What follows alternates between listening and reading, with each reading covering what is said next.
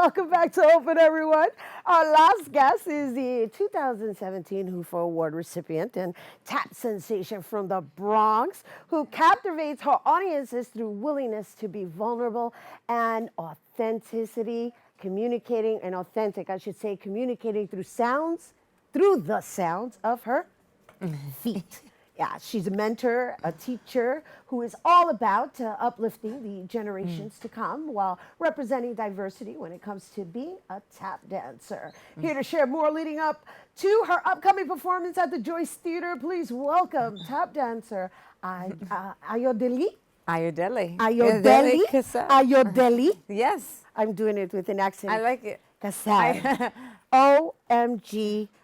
Thank you for being here and bringing it back home. Yay, thank you for having me. I'm so excited to be here. We are super elated. I don't know if you could hear it in my voice to even have you present here in our studio. So, my dear, let's talk about your origins. I mean, we don't have the whole show to do that, but you know, in a synopsis version, because tap dance is that's just a style and a language of its own. Yes, it is. Well, I'm a Black and Puerto Rican, proud Black and Puerto Rican woman from the Bronx, born in the Bronx. I lived in Puerto Rico for about 6 years when I was 9 to 15, so I got to experience that part of my culture firsthand, and I'm super grateful for it. I was able to learn the language and know what it's like to run around with chickens, and you know, and then also like, you know, be in the concrete jungle. So like I'm really proud of that, and I think that I carry that with me into my creative pursuits all the time and my artistry.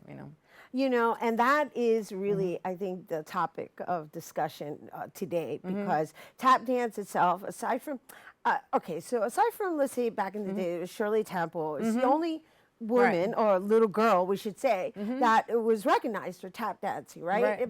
But in general, it's primarily men. Yes. And primarily African American men. Yeah. And so, I mean, as far as being recognized, and I understand, like, you were like one of the only women in Savion's company, right? Yeah, well, that was back in like a long time ago. But when I started coming up, I mean, I started dancing pretty late. I went to NYU. I was an acting major, and I started tap dancing there as a sophomore. After having seen Ginger Rogers and Fred Astaire and all the Hollywood, like, you know, I fell in love with it then. I thought it was magical, you know, and I wanted to do it. And I started to teach myself in my house how to, like, you know, just sort of move my feet to varying degrees of success, not very well. But when what I learned when I really got to put on my tap shoes for the first time, and about a year into that, was that tap dancing was actually rooted in African American culture and African American history, and Black people really forged along, you know, this art form here, and it was really empowering to know that it was, even though I couldn't see myself in Ginger Rogers, that that this art that I was really drawn to for some reason that I couldn't explain at the time was really the legacy of Black people in this country. And I think I was really drawn to it because of its ability and to express and communicate emotions and just your life, you know. I used to struggle with language when I moved to Puerto Rico. I didn't speak any Spanish at all. Right. And I remember being a young person, like, not being able to communicate. And then when I moved back to New York at 15, my English was suffering a little bit.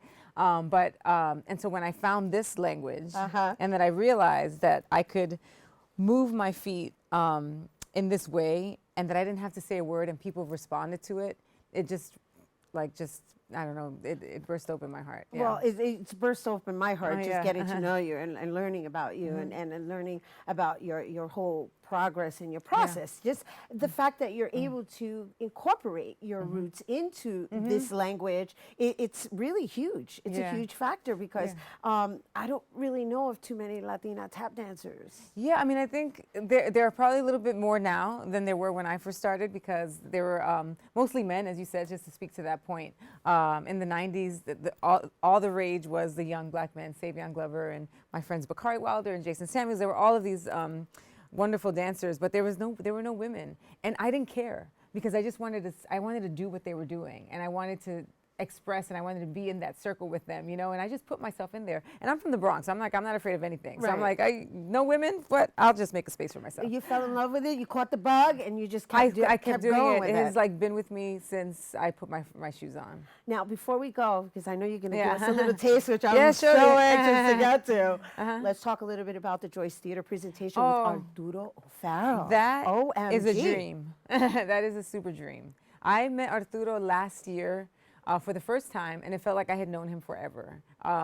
The way that we speak to one another musically is like, it feels like home. And I trust him implicitly, and I feel like he trusts me as well. And we don't have to plan anything, and we can do a whole performance. Although the Joyce is planned, not to worry. Right. Well, he's going to have a whole music band, right? Yeah, we're going to have, and you're going to have additional tap dancers. I am. as well. I'm going to have 4 tap dancers with me who are incredible. All different generations. I have a 17-year-old, you know, 20. I mean, they're amazing. So there's this whole language going on. Yeah. About what? The Latino roots. Yeah. It's through tap and his music. Yeah, I think it's a celebration of our shared love and appreciation and honor for Afro-Latin culture and music, you know, which is, as I said, tap dancing is African, so is jazz, so is Latin, Afro-Latino, Cuba, I mean, you know, all that, salsa, all of that. So, so it's a celebration of all of that, you know. At the Joyce Theater, At no the less. Joyce Theater. That's right, oh my gosh, Yeah. congratulations on that. Thank you so much, and it's a huge thing that women, that there's a woman leading, and a woman of color sort of leading this thing, because our voices have historically been overlooked, and so it's nice, it's really, I'm so grateful and thankful. Oh my gosh, I'm so grateful and thankful to you for saying that and for being here to say it to our viewers, because you've come a long way, baby. Oh, thank you. And we got to make sure we get out there to support her. So thank you for please being come here. out. Woo! Yes. Okay, so check this out. We're going to take a quick break, but then when we come back, Ayodele Casel, she's going to perform a number for us. So you don't want to miss that. Don't go anywhere. We'll be right back.